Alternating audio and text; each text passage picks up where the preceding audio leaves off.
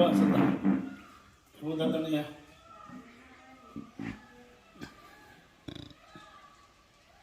આવો ત્યારે આવો ને પ્રભુ દાદાની મારે આવવાનું તો ઓછું થાય ને ગુરુજી, એટલે તમે હા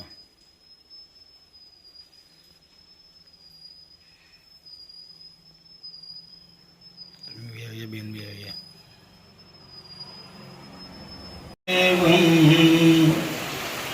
કંસચારુર્ણમહર્દનમ દેવકી પરમાનંદમ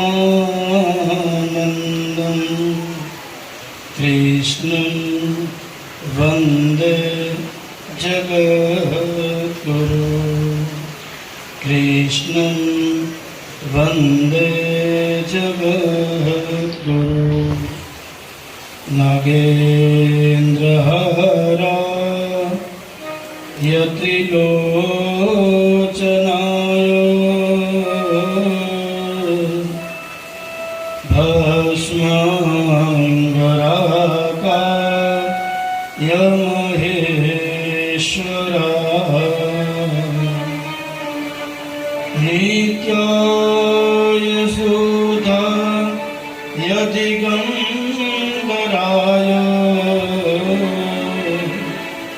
તસ્મૈ નકારાય નમઃ શિવાય, તસ્મૈ નકારાય નમઃ શિવાય.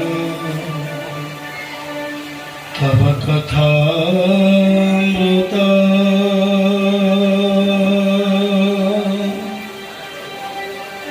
તપ્ત જીવનમ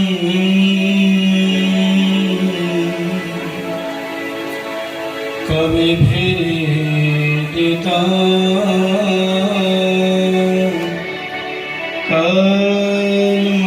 કર્મસાપહં શ્રવણમંગલં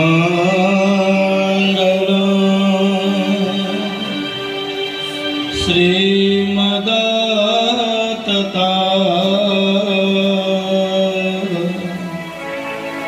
ભ્રુવિગણન્તિ તે ભૂરિદા જના, ભુવિ ગૃણન્તિ તે ભૂરિદા જના, ભૂરિદા જના.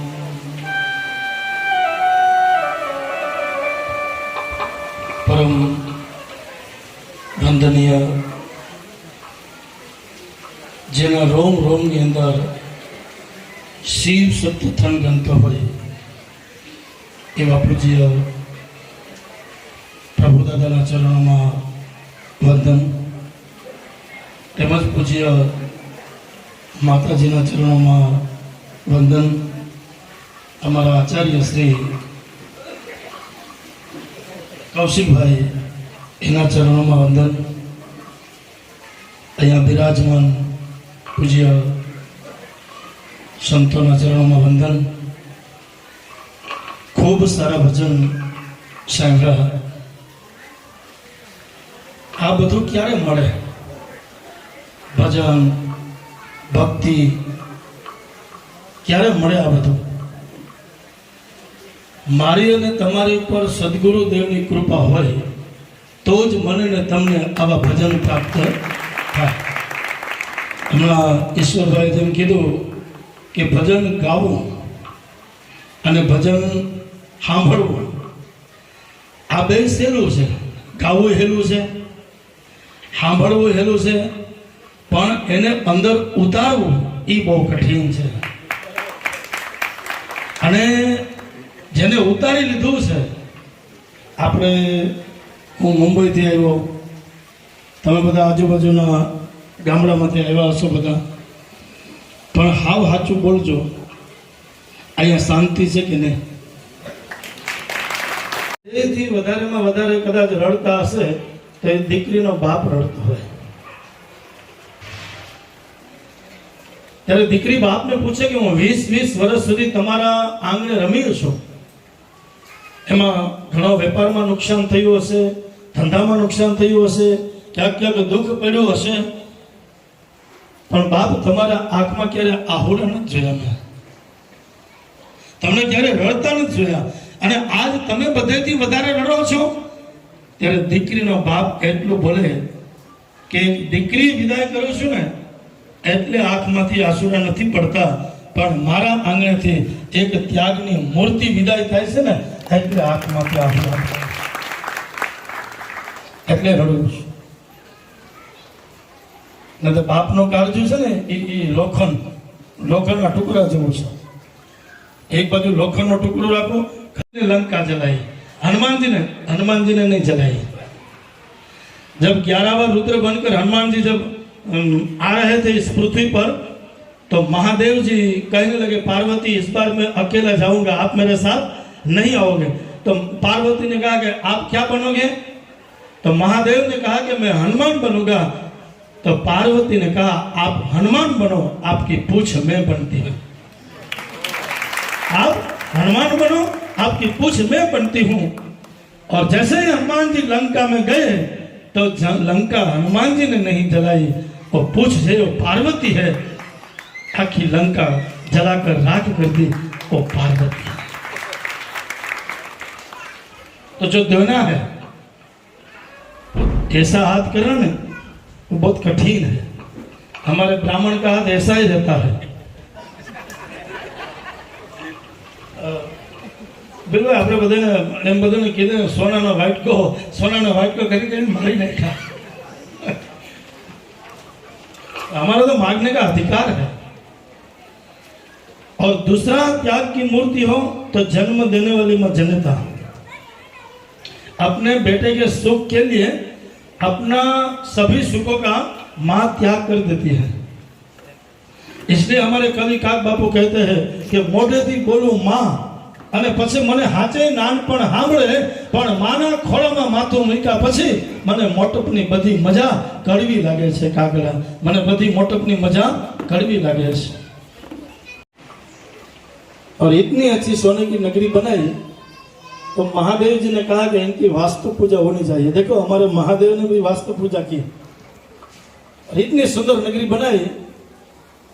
उस समय विद्वान था रावण, और रावण को बुलाया, प्रसन्नता से उसने पूजा की वेद मंत्रों से, और महादेव जी प्रसन्न हुए. कितने भोले हैं उनकी मैं बात कर रहा हूं. तो महादेव जी ने रावण से क्या कहा?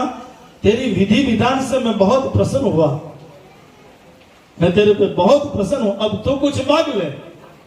तो रावण ने क्या कहा? ये जो नगरी है ना दक्षिणा में मुझे दे दे. बोला कि मीरा और मैं मथुरा में गए, गोकुल में गए, पर મને ખ્યાલ છે ત્યાં સુધી પ્રભુ દાદા શિવ નામની ચુંદડી ઓઢી અને કોઈ તીર્થનો કિનારો એવો નહીં હોય કે જે પ્રભુ દાદા નહીં ગયા. હમણાં નાસિકમાં ત્યાં આપણે ઉલ્લેખ થયો કે રામેશ્વર, જગન્નાથપુરી બધી જગ્યાએ. અને હું તો એમ કહું છું કે કદાચ હું અને તમે हरिद्वार न जा सकिए, अतिशयोक्ति की बात नहीं है, लेकिन जगन्नाथपुरी न जाए, कोई 4 धाम की यात्रा न हो तो चिंता करने की बात नहीं. यहाँ पर आकर प्रभु दादा के चरणों में समर्पित हो जाओ तो यहाँ सब तीर्थ यहाँ पर है. समर्पित होना, सदगुरु के शरण में जाकर समर्पित हो जाना. समर्पित होने की 2 जगह है. समर्पित होने की 2 जगह है. एक है माँ की गोद. मैं कितना भी बड़ा हूं लेकिन माँ की गोद में सर रखने के बाद इस जगत में कोई बड़ा नहीं हो सकता है. और आप कितना भी संपत्तिवान हो, कितना आपके पास बंगला हो, कितनी संपत्ति हो, लेकिन सतगुरु के पास आने के बाद मैं सतगुरु का बालक हूं, समर्पित हो जाओ. अहंकार नहीं, समर्पित होना. वहां पर हमारे लिए समर्पित, वहां सब भाषा, वहां सब दौड़ पूर्ण हो जाती है. महाराष्ट्र वरून इकडे कोणी कोणी भक्तजन आले आहे. मी पण महाराष्ट्राचा आहे. 1982 मुंबईला आलो. मराठी कम येते मला. आता शिकायची सुरुवात करतो, कारण की माझा संकल्प आहे की मराठीमध्ये एक भागवत सप्ताह करायची आहे. आणि ती करणार. माझा अभ्यास नाशिकला झाला. अभ्यास माझा नाशिकला ते ગુરુગંગેશ્વર વેદધામ તિટકે કોલોની ત્રંબક રોડमध्ये. પણ આ અભ્યાસ ગમે ગયો, તમે ગમે એટલા મોટા વિદ્વાન હો, તમે ગમે એટલા ભણેલા હો, ગમે એટલા જ્ઞાની હો, પણ સદગુરુ દેવનો હાથ તમારી ઉપર ન હોય ત્યાં સુધી આપણે નુગરા. એક દેવોનો દેવ મહાદેવ, ત્રિદલમ ત્રિગુણાકારમ ત્રિનેત્રં ચ ત્રયાયુધમ ત્રિજન્મ પાપ સંહારમ एक बिल्व शिवार्पण. सबसे सस्ता में सस्ता जो देव हो ना वो महादेव है. मैं कृष्ण की कथा पढ़ता हूं तो मुझे पता है कि कृष्ण को राजी करने के लिए क्या क्या चाहिए. बादाम चाहिए, काजू चाहिए, अच्छा मोहनथाल चाहिए, और ये सोना चाहिए, चांदी. हमारे कृष्ण के तो राजा है ना, लेकिन हमारे महादेव को 2 वस्तु दे दो, प्रसन्न हो जाएगा. एक पानी का लोटा, ओम नमः शिवाय ओम नमः शिवाय, और दूसरा बिली पत्र चढ़ा दो तो हमारा महादेव प्रसन्न हो जाएगा. और सबसे भोला है, और एक महादेव भोला है, और ऐसे ही भोले बाबा हमारे प्रभु दादा है. अभिमान नहीं है. मैं तो नासिक भी देखा था, दौड़ते रहते अभिमान अहंकार. घना घना सदगुरु नाम સોનાના ચાંદીના સિંહાસન એની ઉપર બેઠા હોય. અભિમાન નથી જરાય. તમે જો એટલે પ્રભુ દાદાના ચહેરાને તમે જો એટલે આપણે પ્રસન્નતા થાય. આગળ એને રાજી રાખવા માટે હું નથી કહેતો કે ભાઈ પ્રભુ દાદા હું 2 શબ્દ બોલું રાજી થાય, પણ મારો જ્યાં સુધી અનુભવ છે, મેં તો 3 વાર આ દર્શન કર્યા. એક શિવરાત્રીમાં ભૂખ નહીં લાગી ને, ચાલે ને. આપણે ગુજરાતીમાં કઈ પેટમાં હનુમાન દાદા હળિયું કરતા ને, સમય એવો છે એટલે કે નક્કી ન કરે.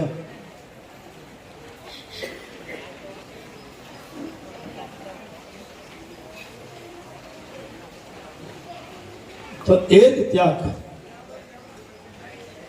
સંતોષ મળે, શાંતિ મળે, એવો એક મહાદેવ.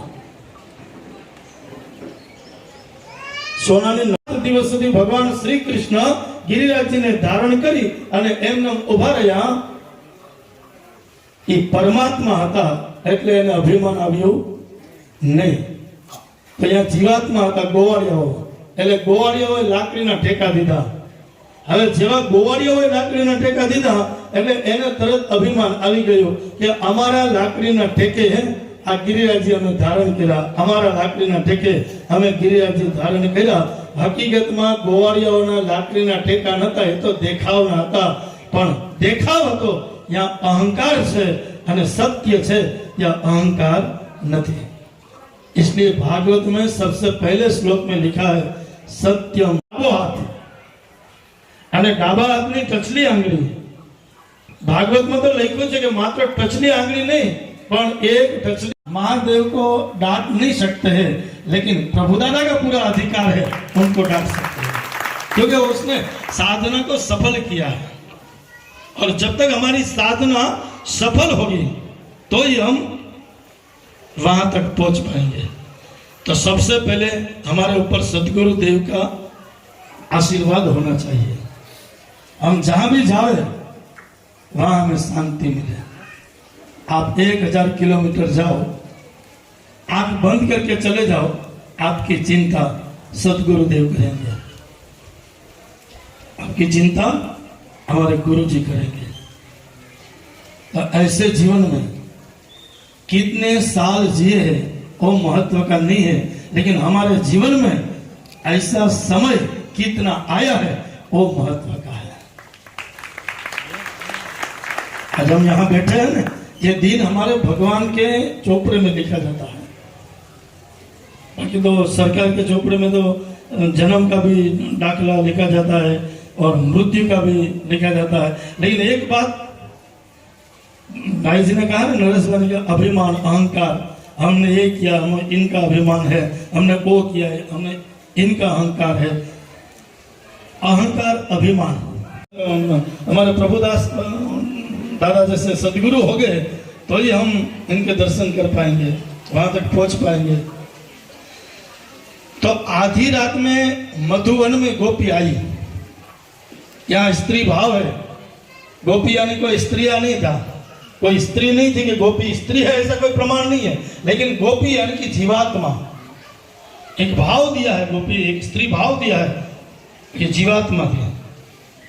और परमात्मा के चरण में आई तो हमारे श्री कृष्ण ने क्या कहा?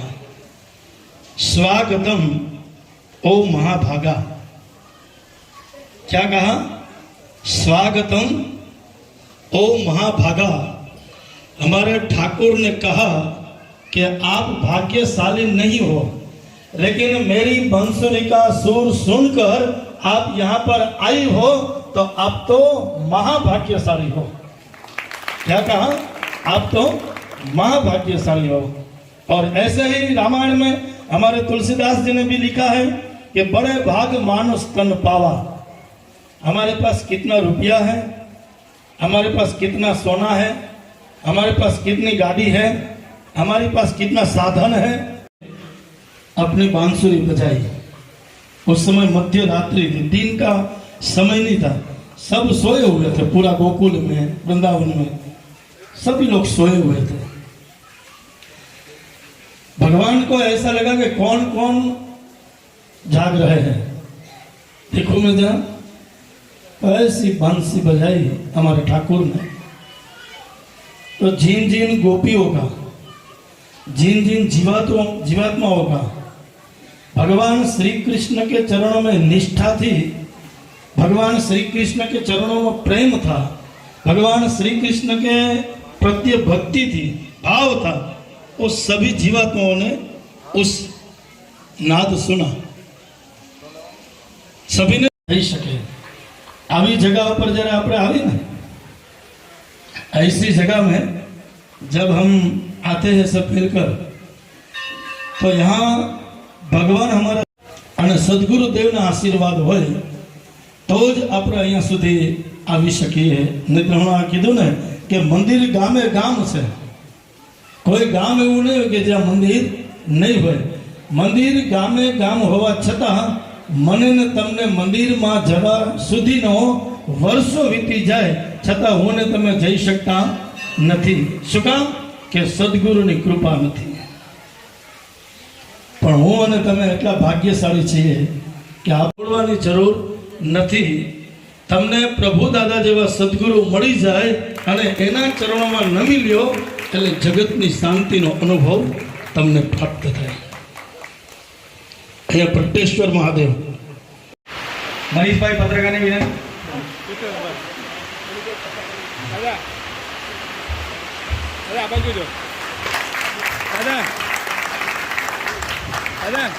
बोलो प्रत्येश्वर महादेव की, बोलो प्रत्येश्वर महादेव की जय।